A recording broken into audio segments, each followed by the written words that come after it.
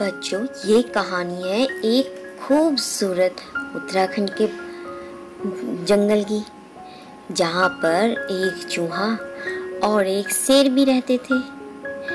एक दिन की बात है, शेर अपनी जंगल में एक पेड़ की छांव में बड़े आराम से सो रहा था। पास में एक चूहा भी खेल रहा था। छोटा चूहा शेर के ऊपर नीचे दौड़ने लगा। उसे ऐसा लगा जैसे वो किसी गद्दे के ऊपर कूद रहा हो।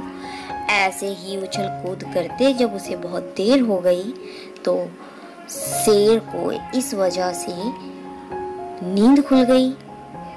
छोटे चूहे पर क्रोधित होकर शेर ने उसे पकड़ लिया और कहा, ए छोटे जीव, तुमने मुझे जगाने की हिम्मत कैसे की? मैं तुम्हें मार दूंगा। छोटा चूहा डर गया और उसने शेर से प्रार्थना की, हे जंगल के राजा, कृपया मुझे जाने दो। एक दिन मैं इस एहसान का बदला आपकी मदद करके जरूर चुकाऊंगा यदि तुमने मुझे छोड़ दिया। शेर हंसकर बोला, हा हा हा, तुम भला मेरी क्या मदद करोगे, छोटे से जीव, और मेरी यानी कि जंगल के राजा की मदद करने की बात कर रहे हो? कैसी बातें कर रहे हो? ये मजाक मुझे बिल्कुल पसंद नहीं। एक तो वैसे ही तुमने मेरी नींद खराब कर दी, ऊपर से तुम मुझे ऐसी बात बोल रहे हो। फिर शेर आलस के मारे सोचकर बोला, भला ये क्या मेरी मदद करेगा? शेर ने छोटे चूहे को ये सोचकर जाने दिया कि वो बहुत छोटा है। कुछ दिनों बाद शेर जंगल में घूम रहा था। उसी समय एक शिकारी शिकार करने जंगल की तरफ आया हुआ था। शिकारी ने शेर को जैसे ही घूमते फिरते देखा तो उसका शिकार करने की सोचा और उसकी तरफ जाल डाला। कुछ ही सेकंड में शेर ने खुद को शिकारी के जाल में पाया, क्योंकि उसे बिल्कुल नहीं पता था कि उसे कोई शिकारी टारगेट कर रहा है। वह दहाड़ता रहा और जाल से बाहर निकलने के लिए हाथ पैर मारने लगा, लेकिन वह असफल रहा। शेर मदद की गुहार लगा रहा था। जिस चूहे की जान शेर ने बख्शी थी उसने दहाड़ सुनी और सुनकर दौड़ा दौड़ा शेर के पास आया। छोटे चूहे ने अपने सभी दोस्तों को इकट्ठा किया और शेर की मदद करने और उसे उस जाल से मुक्त करने का अनुरोध किया। चूहे और उसके दोस्तों ने कुछ ही समय में वो जाल को उतार दिया और शेर को आजाद कर दिया। शेर बच निकला और छोटे चूहे को धन्यवाद दिया। शेर ने चूहे के सभी दोस्तों को अपने आभार व्यक्त किया। उस दिन से शेर और चूहा सबसे अच्छे दोस्त बन गए और शेर को भी ये ज्ञात हो गया कि वक्त आने पर छोटे से छोटा एक अच्छा दोस्त भी मदद कर सकता है और अपना एहसान का बदला वो एक बड़ा काम करके कर सकता है। तो बच्चों, इस कहानी से हमें क्या सीख मिलती है? इस कहानी से हमें सीख मिलती है, जरूरत में जो दोस्त आपका साथ न छोड़े वो ही आपका सच्चा मित्र होता है, भले ही वो कोई भी हो। तो ऐसी ही छोटी छोटी प्यारी प्यारी कहानियों के साथ हम मिलते रहेंगे आपको। इन कहानियों के लिए आपको हमारे चैनल को लाइक शेयर सब्सक्राइब करना होगा, साथ ही साथ बेल आइकन बटन प्रेस करना होगा ताकि आपको आने वाली सभी वीडियो का नोटिफिकेशन मिल जाए। तो चलिए मिलते हैं हम आपको नेक्स्ट वीडियो में। तब तक के लिए जय हिंद, जय भारत। जंगल में रहने वाले जानवरों की, जहाँ एक बंदर शहर के चिड़ियाघर से छुटकर आया। वो बोला, आहा, ये तो बड़ी खूबसूरत जगह है। पास में बैठा खरगोश उसकी बातें सुनकर बोला, हाँ भाई, ये खूबसूरत जगह तो होनी है, क्योंकि ये हमारे सब जानवरों के रहने का स्थान है। तब बंदर कहता, अरे भाई, मैं तो शहर के चिड़ियाघर में था। जहाँ हमें आज़ादी तो मिलती ही नहीं थी, यहाँ मैं तुम्हारे साथ क्या इस जंगल में रह सकता हूँ? खरगोश बोलता है, हाँ हाँ चलो, मैं तुम्हें अपना सारा जंगल घुमाता हूँ, जो जगह तुम्हें अच्छी लगे तुम वहाँ रह लेना। तब खरगोश बंदर को लेकर अपने जंगल का कोना कोना दिखाता है, जहाँ पर भालू और हाथी बात कर रहे होते हैं। वहीं पास में शेर की गुफा को भी वो दिखाता है, जहाँ सियार और शेर आपस में बात कर रहे थे। खरगोश ये सब नज़ारा बंदर को दिखाता है। तब बंदर कहता है, भाई यहाँ तो लगता है सब बड़े प्यार से रहते हैं। तब खरगोश कहता है, हाँ हाँ, हमारे राजा का आदेश है कि हम सब जानवरों को मिलकर एक साथ प्रेम से रहना चाहिए, इसीलिए हम सब यहाँ आज़ादी से रहते हैं। तभी बंदर को दूर एक नदी किनारे एक सुंदर पेड़ दिखाई देता है। वो कहता है खरगोश से, मैं तो भाई इस पेड़ पर रहूँगा, क्योंकि यहाँ पर तो बहुत अच्छा लग रहा है। किंतु खरगोश उस जादुई नदी के बारे में उसे बताना भूल गया और बंदर उस पेड़ पर रहने लगा। वह उसके पास उछल कूद करके थक गया तो उसे प्यास लगी। वो पानी पीने जैसे ही नदी किनारे पहुंचा, पानी पी ही रहा था कि उसके ऊपर एक मगरमच्छ ने अटैक कर दिया। वो ऐसा देखकर वो डर कर भागा। वो भालू के पास गया। भालू बोला, क्या बात है बंदर, तुम इतना घबरा क्यों रहे हो? तब बंदर भालू को कहता है, भाई आज तो मेरी जान बच गई। मैं नदी में जैसे ही पानी पीने गया तो एक मगरमच्छ ने मुझ पर अटैक कर दिया। भालू ये सुनकर बड़ा चकित हुआ। वहीं पास में खड़े हाथी बोले, बंदर तुम झूठ क्यों बोल रहे हो? हमारे जंगल में कोई झूठ नहीं बोलता, तुम्हें पता है झूठ बोलना गलत बात है। तुम्हें पता है जादुई नदी है वो, जिसे हम खूनी नदी कहते हैं। जो भी उस पर रात को पानी पीने जाता है वापस बचकर नहीं आता, तो तुम कैसे बच सकते हो?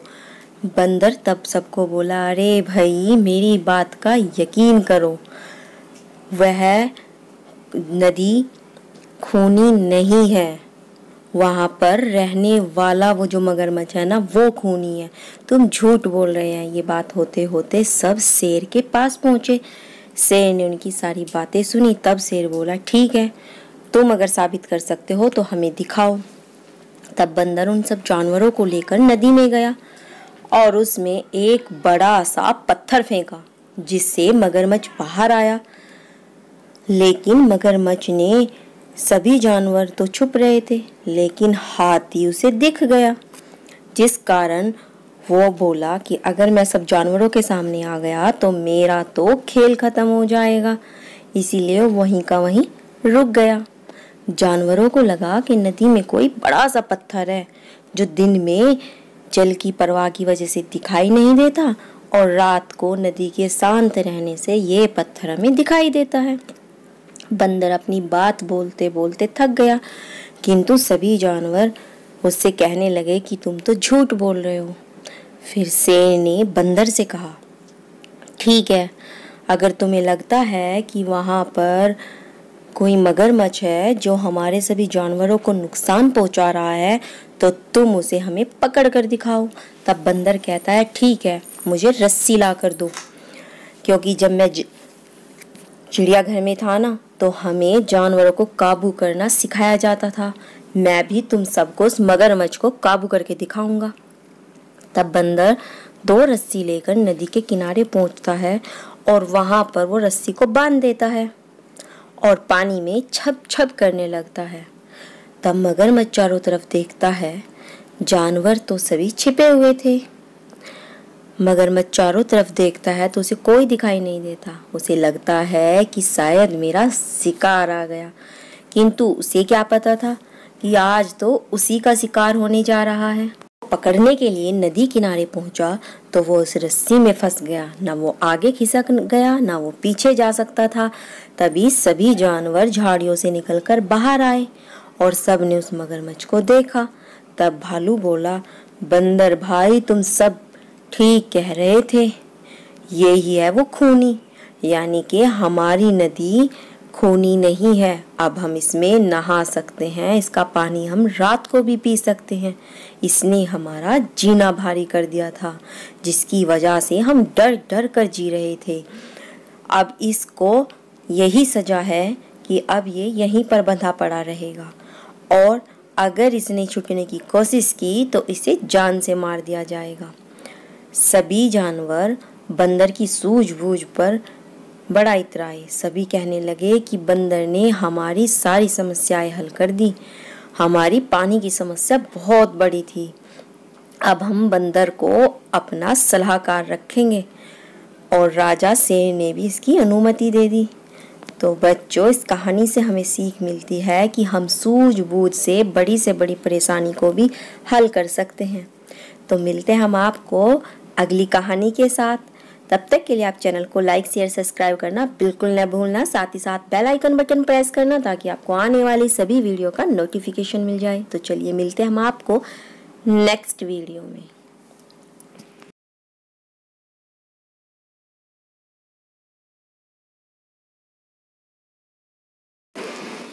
एक बार की बात है, गर्मियों की तेज चिलचिलाती दोपहर में एक प्यासा कौवा पानी की तलाश में इधर उधर भटक रहा था, लेकिन उसे पानी कहीं नहीं मिला।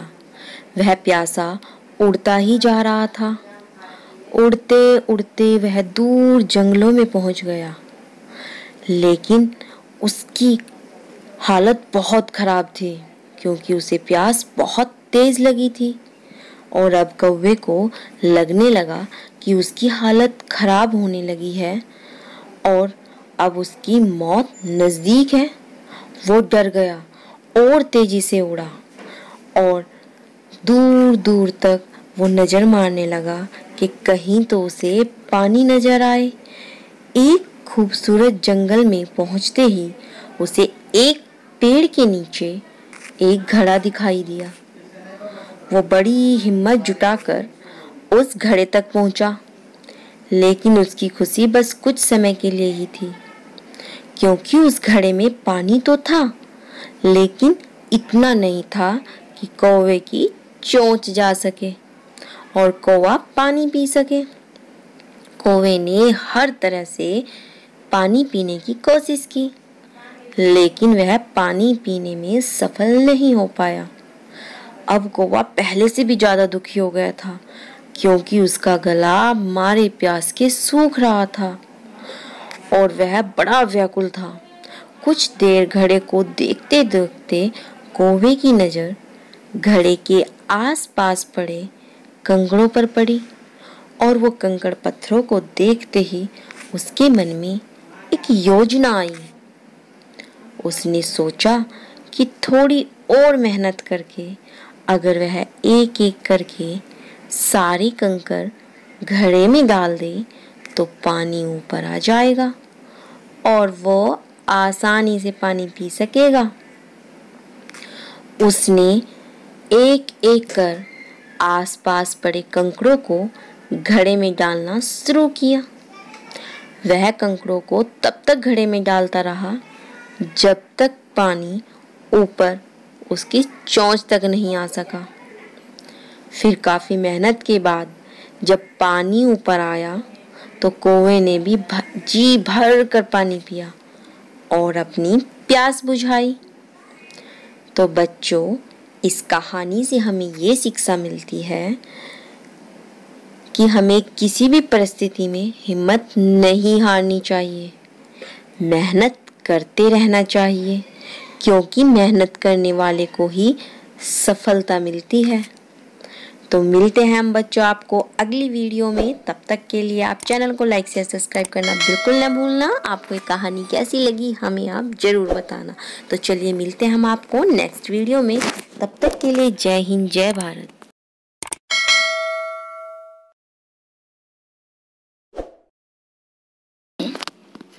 ये कहानी है जंगल में रहने वाले एक घमंडी शेर की, जिसकी प्रजा उससे बड़ी दुखी थी।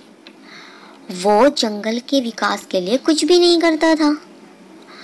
बारिश के मौसम में उस जंगल में हमेशा बाढ़ आ जाती थी, क्योंकि पानी बाहर नहीं निकल पाता था और बरसात का पानी वहीं पर इकट्ठा हो जाता था। उसी दौरान जब बारिश का मौसम हुआ तब खरगोश, भालू, हाथी और चूहा मिलकर बात करने लगे कि भाई इस बार भी जंगल में बाढ़ आएगी, इसीलिए अपने अपने घरों को पक्का कर लो। भालू बोला, अरे यार, पिछली बार भी मेरी घर के अंदर इतना पानी था कि मैं तो सांस भी नहीं ले पाया और 6 दिन तक भूखा रहा हूँ।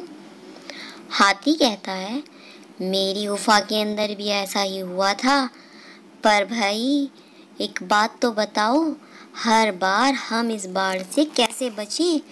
ये जंगल के विकास के लिए तो हमें राजा जी से बात करनी पड़ेगी।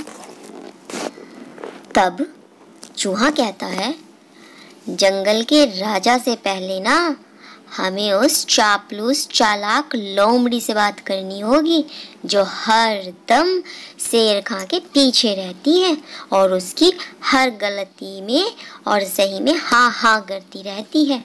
अरे चलो चलो, लोमड़ी के पास चलते हैं, देखो तो जरा, सुनते तो हैं उसकी बात कि वो कहती क्या है।